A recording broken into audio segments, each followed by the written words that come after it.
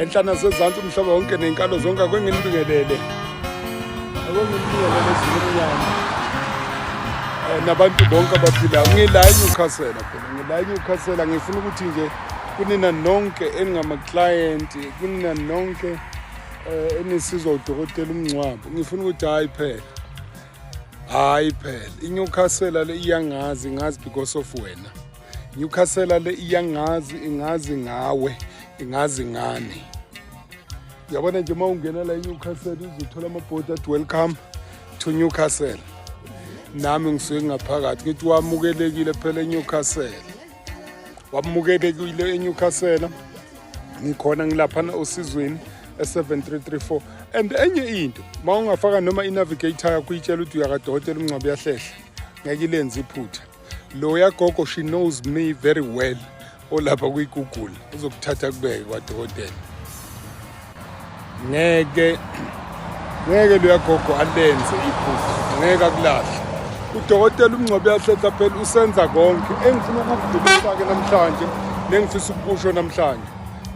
Njoba sikuyiviki leliviki elizayo, kuyiviki lephasika, kuzobe kumhla ka-29 nomhla ka-30 nomhla ka-31.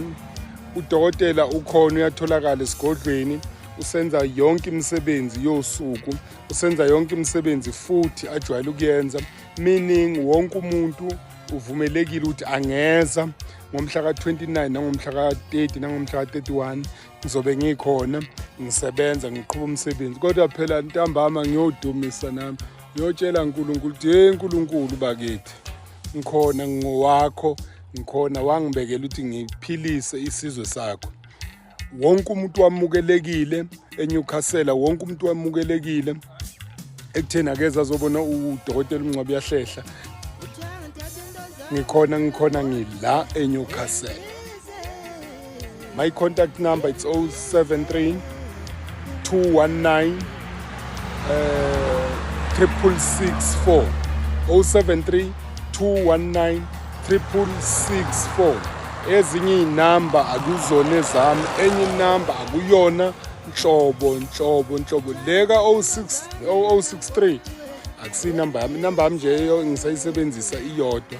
You can also send i-SMS, you can also send WhatsApp kuleyo namba. Enye noma abe kuthiwa ngisho labafana abangisebenzelayo ngeke bakunikeza inombolo abathi uzongithola kuyo. Ungalenzi iphutha, ngizama njalo ukuvikela abantu ukuthi sivikeni ubungozi nalabo thasi laba abalobothi babe Mngcwabo. Angisiyi babe Mngcwabo mina, udokotela uMngcwabo yahlehla. uNkulunkulu anibusise niphile nje. Bye.